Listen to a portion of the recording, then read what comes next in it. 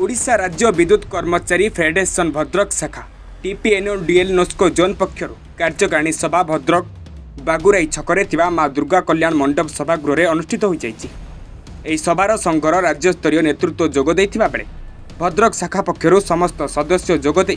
कार्यक्रम में जोग देइथिले। आजिर यह कार्यकारिणी सभार अनेक प्रस्ताव उपरे आलोचना करने सह आगामी दिन में विद्युत विभाग में कार्यरत थिबा ठिका कर्मचारी को स्थायी नियुक्ति प्रदान पर आलोचना करथिले। कर्मचारी हित निमंते नानादी विषय आलोचना करा जाइथिला एवं विद्युत विभाग में बाहरी थिबा खाली पदवी पूर्व कार्य करुथिबा अभिज्ञता संपन्न कर्मचारी को स्थायी करा नहीं सरकार को गणमाध्यम जरिया अनुरोध करिसेंती। जदि आगामी दिन में सरकार दाबी न शुणती तेबे सारा राज्य में संघ पक्षर आंदोलनात्मक पंथा आपणैबा नहीं कहिसेंती संघ राज्य संपादक। संपादक ओडिशा राज्य विद्युत कर्मचारी फेडरेशन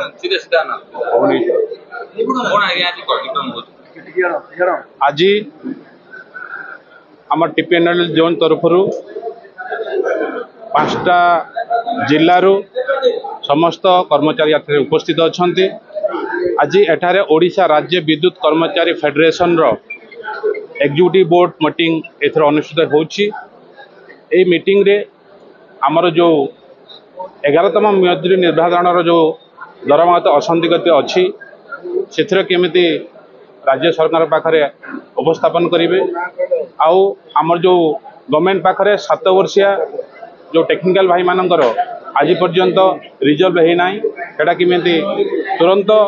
राज्य सरकार हस्तक्षेप करी से जो बहुत दिन दाबी अच्छी से केमिति सुचारू रूपे सॉल्व करा जिवो आउ सारा राज्य रे जो आमर ठिका भाई मैंने अच्छा से केमिति बहुत दिन से आंदोलन भी चली केमिति सुचारू रूपे से रेगुलर करा जिवो से फेज वाइज रेगुलर कर आमे आज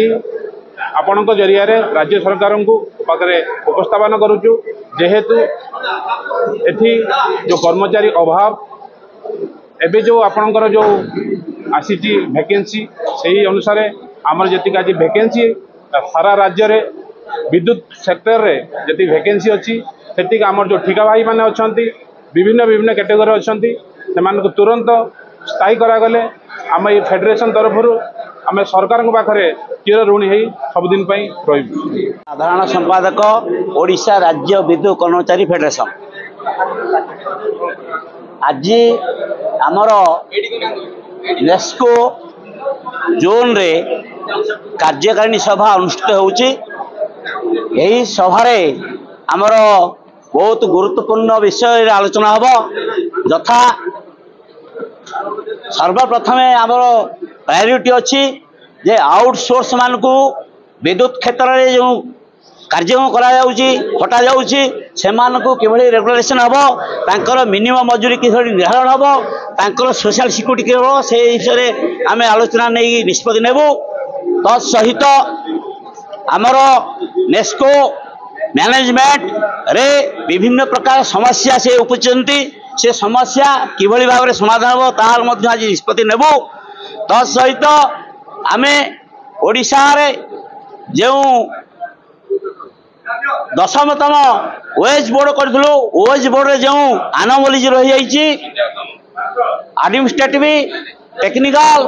एमानकर रही जाइए तार किभली समस्या समाधान हम से विषय भी निष्पत्ति नेबू। आगामी दिन में जदि ये समस्या समाधान न हुए ताहले फेडरेशन सारा ओडिशा रे समस्त विद्युत कर्मचारी संघ को नहीं